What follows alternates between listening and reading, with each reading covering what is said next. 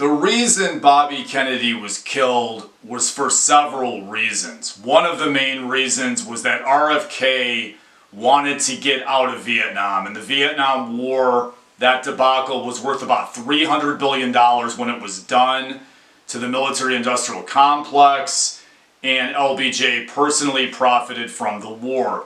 When it comes to this, there were different people involved for different but similar reasons. They all had their reasons for being involved in it, like JFK's murder. Number two, he was going to find out who killed his brother. In my opinion, his brother JFK was killed by the CIA, the military-industrial complex, and LBJ. He was going to figure out who killed his brother, and therefore he became a direct threat to them and the rest of the establishment.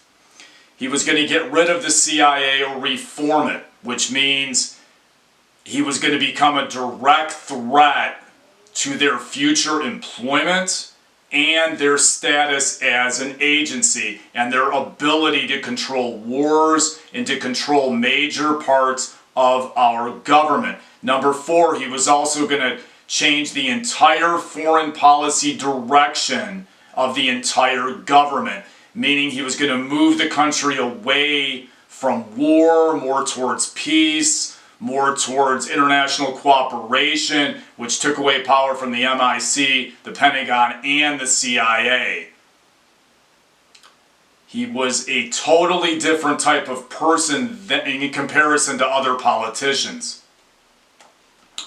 There were four major state murders from 1963 to 1968 in this country.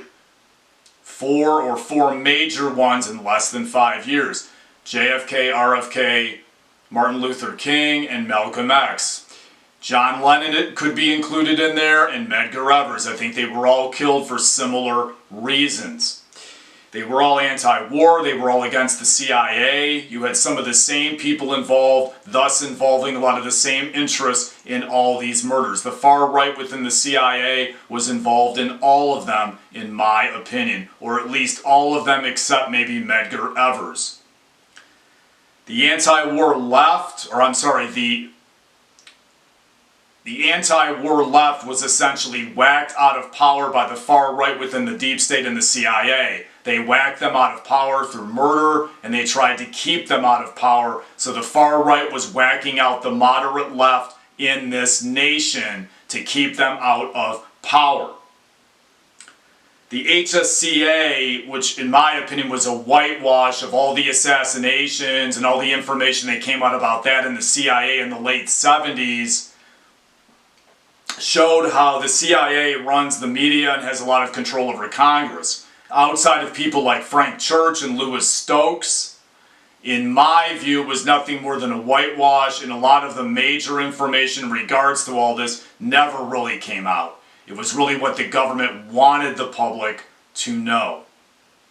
Thus, the U.S. went down a very dark path, a very odd path, and a very destructive path, in my opinion. My opinion, 68 is when the country started falling apart and severely changing.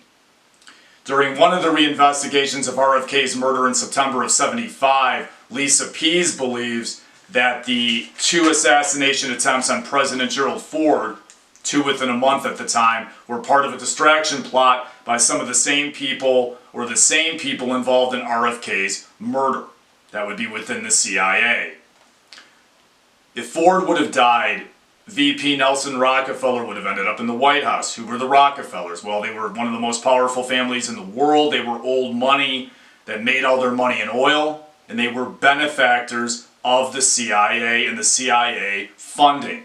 They paid for some of Dr. Ewan Cameron's mind control torture experiments in Montreal, Quebec, up in Canada in the 1970s. The accused shooters of Ford were both tied to the Manson family, both had a nexus to government intel agencies, and were all very odd characters. Squeaky Fromme was in the Charles Manson family. Moore was an FBI informant and was also loosely connected to the Manson clan. The idea, according to her theory, was that the public's attention was pulled away from CIA exposure in the RFK expose. She thinks it was a distraction plot by the CIA and the deep state to keep the public's attention from what was coming out about the CIA's involvement in RFK's assassination. Here ends this video. My next video is closing thoughts on Bobby, my last video in the RFK assassination series. Thank you for your time. It's free to subscribe.